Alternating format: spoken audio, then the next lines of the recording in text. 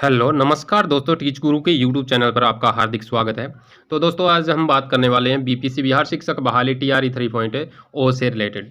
And आज 29/3/2024 EOU ने paper leak को लेकर बीपीएससी से पूछे कई सवाल। तो शिक्षक संबंधी कुछ नई अपडेट्स है जो हम इसी वीडियो के माध्यम से बात करने वाले हैं। तो वीडियो को अंत तक देखिएगा। एंड चैनल पर पहली बार हो तो चैनल को सब्सक्राइब करके बेल आइकन को प्रेस कर लीजिए ताकि जो भी नई अपडेट आएगी वो आपको सबसे पहले मिल सके।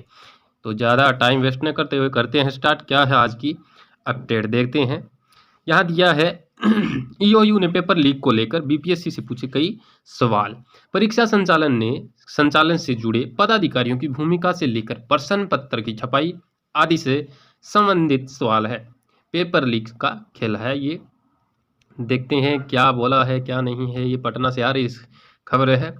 शिक्षक भर्ती परीक्षा के तीसरे चरण के पेपर लीक मामले की जांच कर रही आर्थिक अपराध इकाई ईओयू ने बिहार लोक सेवा आयोग बीपीएससी से कई सवालों के जवाब मांगे हैं।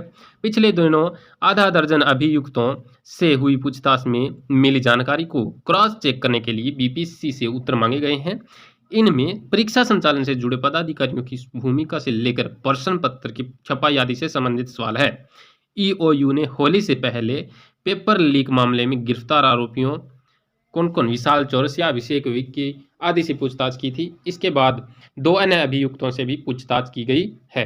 सूत्रों के अनुसार इन सभी से कोलकाता के प्रिंटिंग प्रेस से पेपर लीक के होने और पेन ड्राइव में प्रश्न पत्र की सॉफ्ट कॉपी लेने आदि की जानकारी मिली थी। कुछ आरोपियों ने पूछताछ में बीपीएससी कार्यालय के कुछ पदाधिकारियों की भूमिका भी संदिग्ध बताई थी। ऐसे में ईओयू ने अब बीपीएससी से इन बिंदुओं पर जानकारी मांगी है। शिक्षक भर्ती परीक्षा के प्रश्न पत्र की छपाई करने वाली कोलकाता के प्रिंटिंग प्रेस के चयन को लेकर भी सवाल पूछे गए हैं। पूछताछ में पता चला था कि जिस प्रिंटिंग प्रेस में प्रश्न पत्र की छपाई कराई गई थी वह पहले से विवादित रही है। पहले भी इन प्रिंटिंग प्रेस से प्रतियोगी परीक्षाओं के प्रश्न पत्र लीक किए जाने के मामले सामने आए हैं। और इसका बाकायदा आपको पता भी है कि पहले भी वीडियो अपलोड की थी, वीडियो आई थी, उसमें दिया था। यानी इनका जो ये कोलकाता की प्रिंटिंग प्रेस जिसको ठेका दिया था टीआरई 3 का पेपर बनाने का, प्रिंट करने का, वो क्या है पहले से उसका मालिक है। इस पेपर लीक मामले में पकड़ा गया है और जेल भी जा चुका है। तो उसी को वापस से ठेका दे दिया, ये गलत था। एंड इसके बाद यहाँ पर है सूत्रों के अनुसार ईओयू ने पूछा है कि परीक्षा के संचालन में कौन कौन से अधिकारी और बाहरी एजेंसियां शामिल थी, प्रश्न पत्र कहाँ छपे रहे हैं, इसकी जानकारी किन किन लोगों के पास थी। इन सारे सवालों के जवाब बीपीएससी से मांगे हैं। इसके अलावा ईओयू की टीम स्थानीय पुलिस की मदद से संदिग्ध स्थानों पर सहयोगियों की भी तलाश कर रही है। तो ये टीआरई 3 को लेकर पेपर लीक मामले से लेकर ईओयू है वो बहुत सख्तता से कार्य कर रहा है और कार्रवाई भी करवा रहा है। बीपीएससी से भी पूछताछ की कर रहा है, आयोग से भी। एंड इसके बाद में है ईओयू ने बीपीएससी से पूछे 1 दर्जन सवाल। वही मामला ये है, बीपीएससी के स्तर से आयोजित शिक्षक बहाली के तीसरे चरण की परीक्षा का प्रश्न पत्र लीक का मामला। ये एक मुख्य अपडेट है, ध्यान से देखना आप कि पटना के 90 फीट के पास बना रखा था कार्यालय। इस मामले में कई स्थानों पर निरंतर छापेमारी की गई है। इस क्रम में पटना के 90 फीट के पास एक स्थान में छापेमारी की गई है। इस घर को किराए पर लेकर गिरफ्तार आरोपित शुभम, सुमित, विक्की और अभिषेक सेटिंग के कार्यक्रम के तौर पर उपयोग करते थे। यहाँ मुख्य रूप से दलालों को बुलाकर उनसे अभ्यर्थियों के बारे में डील की जाती थी। यहाँ से भी कई जो दस्तावेज है वो बरामद हुए हैं। गिरफ्तार हुए ये चारों अभियुक्त है वो पूरे मामले के मुख्य अभियुक्त विशाल कुमार चौरसिया के भेद खास है और सेटिंग के पूरे धंधे में उसके अहम हिस्सेदार भी हैं। कुछ दिनों पहले इन्हें रिमांड पर लेकर पूछताछ में इस स्थान के बारे में जानकारी सामने आई है। 90 फीट नाम का कोई स्थान है, वहीं ये इनका कार्यालय बना हुआ है। तो थोड़ा सा देख लेते हैं कि बीपीएससी के स्तर से आयोजित शिक्षक बहाली के तीसरे चरण की परीक्षा के प्रश्न पत्र लीक मामले में अब ईओयू आर्थिक अपराध इकाई ने 1 दर्जन से अधिक सवाल पूछे हैं। मुख्य रूप से सवाल पूछे गए हैं वे परीक्षा की तैयारी और संचालन तथा प्रश्न पत्र की सुरक्षा व्यवस्था से जुड़े हैं। तो ईओयू ने बीपीएससी से जानना चाहा कि प्रश्न पत्र किस स्थान पर छपवाए गए, प्रिंटिंग प्रेस कौन सा था, यहाँ तक प्रश्न पत्रों को कैसे पहुँचाया गया, इसकी जानकारी अध्यक्ष के अलावा और किसी को थी क्या, प्रश्न पत्र की सुरक्षा के लिए क्या क्या कदम उठाए गए थे, पूरे कार्य में किन किन कर्मियों और पदाधिकारियों के पास क्या क्या दायित्व थे आदि इनमें प्रमुख है। लिखित में पूछे गए इन सवालों के जवाब आयोग को जल्द से जल्द देने को कहा गया है, ताकि इसके आधार पर पूरे इस मामले की जांच को मुकाम तक पहुंचाया जा सके। बीपीएससी के जवाबों का मिलना जांच और पूछताछ के दौरान सामने आए तथ्यों से किया जाएगा। इस तरह से अब तक सामने आए सभी तथ्यों का क्रॉस वेरिफिकेशन हो सकेगा। इन जवाबों की मदद से कई सवालों के हल ढूंढने में मदद मिलेगी।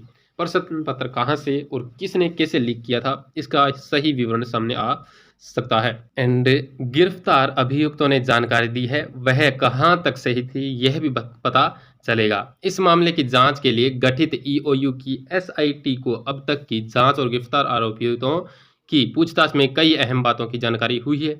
कई महत्वपूर्ण दस्तावेज और इलेक्ट्रॉनिक सामान भी बरामद हुए हैं।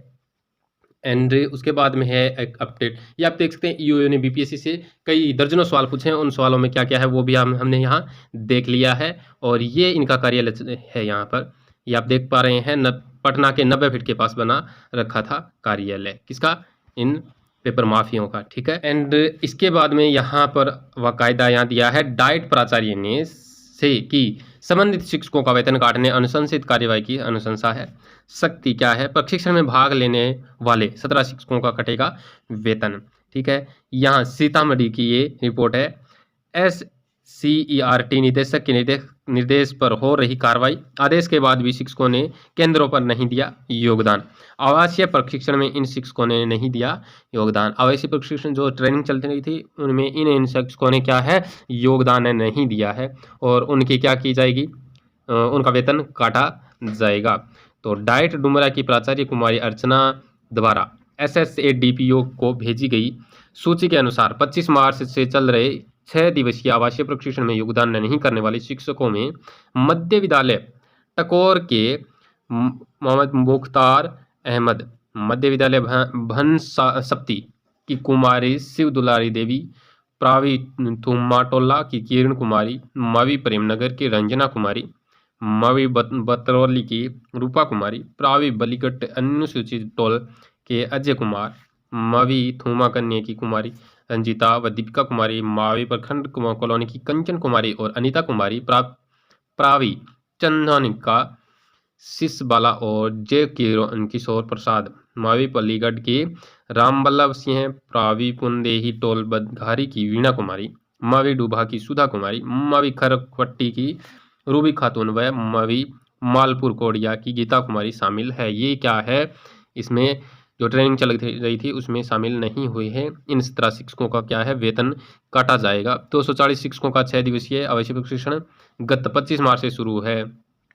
किनका, बथनाहा व पुपरी बाइट केंद्र पर, ठीक है। एंड इसके जो आगे की अपडेट्स है वो आप यहाँ पर आप देख सकते हैं। पूरी अगर पढ़ूंगा तो टाइम ज़्यादा लगेगा, ये वीडियो लंबी हो जाएगी, वैसे भी लंबी हो चुकी है। हाई स्कूलों में गणित व हिंदी के शिक्षकों की संख्या सर्वाधिक। +2 में कंप्यूटर साइंस के सबसे अधिक शिक्षक देखने को मिल रहे। +2 में यहाँ आप देख पा रहे हैं, हाई स्कूल के गणित में 6189 शिक्षकों को मिली नियुक्ति। कक्षा 6 से 8 में सबसे अधिक शिक्षक गणित विज्ञान के मिले। 9वीं व 10वीं में अरबी, बांग्ला और फारसी में कम शिक्षक देखने को मिले हैं। यानी TR1 है और TR2 है, उसमें कितने कितने शिक्षक मिले हैं वो हम यहाँ बात करते हैं, देखते हैं क्या है, कितने हैं वो भी देख लेते हैं। तो यहाँ सूबे के +2 स्कूलों में कंप्यूटर साइंस और हाई स्कूलों में गणित व हिंदी के सबसे अधिक शिक्षक हो गए हैं। बीपीएससी के 2 चरणों की नियुक्ति के बाद सूबे में पहली बार +2 स्कूलों में विज्ञान और कंप्यूटर साइंस के इतने शिक्षक मिले हैं। इसका फायदा भी अब छात्रों को मिल रहा है। सूबे के +2 स्कूलों में कंप्यूटर साइंस में 7,762 शिक्षक नियुक्त हुए हैं। यहीं हाई स्कूल में गणित में 6,189 शिक्षकों की नियुक्ति हुई है। कक्षा 6 से 8 में सबसे अधिक शिक्षक गणित विज्ञान के मिले हैं।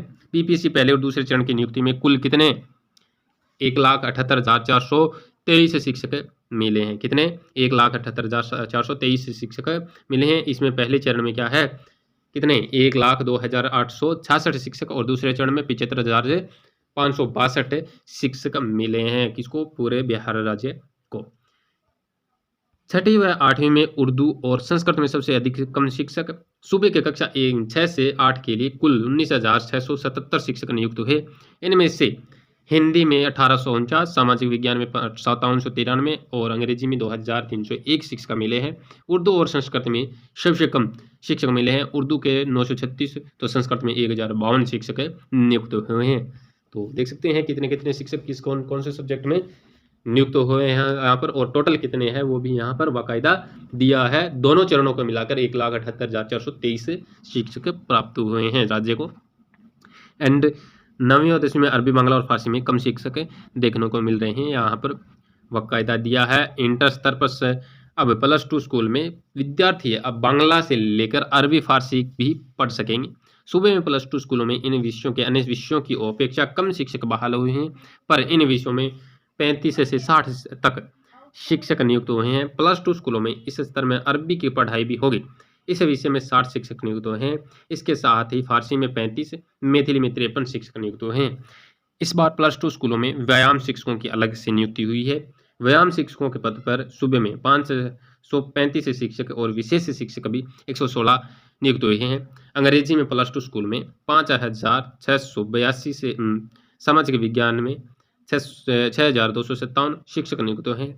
उर्दू में +2 में कितने 2305 और संस्कृत में 2710 शिक्षक नियुक्त हुए हैं। मुजफ्फरपुर में भी दोनों चरण मिलाकर गणित और साइंस के शिक्षक सबसे अधिक मिले हैं मुजफ्फरपुर में। ठीक है, ये है आंकड़ा किनका, इन शिक्षकों का। फर्स्ट और सेकंड टीआरई हुआ है, उन दोनों ही टीआरई में मिलाकर 1,78,423 शिक्षक टोटल हुए थे। एंड उनमें अलग अलग सब्जेक्ट भी यहाँ पर दिए हैं, कितने शिक्षक किसके ज़्यादा है किसके कम है। गणित हिंदी के सबसे अधिक शिक्षक देखने को मिले हैं। तो ये आप देख पा रहे हैं, ये अपडेट पूरी की पूरी थी। और प्रशिक्षण में भाग लेने के लिए 17 शिक्षक नहीं पहुंचे थे, उनका वेतन काटा जाएगा। और EOU है, उसने BPSC से कई सवाल पूछे हैं, दर्जनों सवाल, और उसमें क्या क्या सवाल है वो भी यहाँ पर दिए हैं। एंड उसके बाद यही EOU से पेपर लीक मामले के पीछे पूछे कई सवाल है, वही ये है। तो ये थी क्लियर अपडेट। और अगर वीडियो पसंद आए तो लाइक कीजिए, शेयर कीजिए और चैनल को सब्सक्राइब करके बेल आइकन प्रेस करना मत भूलिएगा, क्योंकि जो भी अपडेट आएगी वो आपको सबसे पहले मिल सके। तो चलिए दोस्तों, आज के लिए इतना ही, मिलते हैं नेक्स्ट वीडियो में नई अपडेट के साथ। तब तक के लिए धन्यवाद, जय हिंद।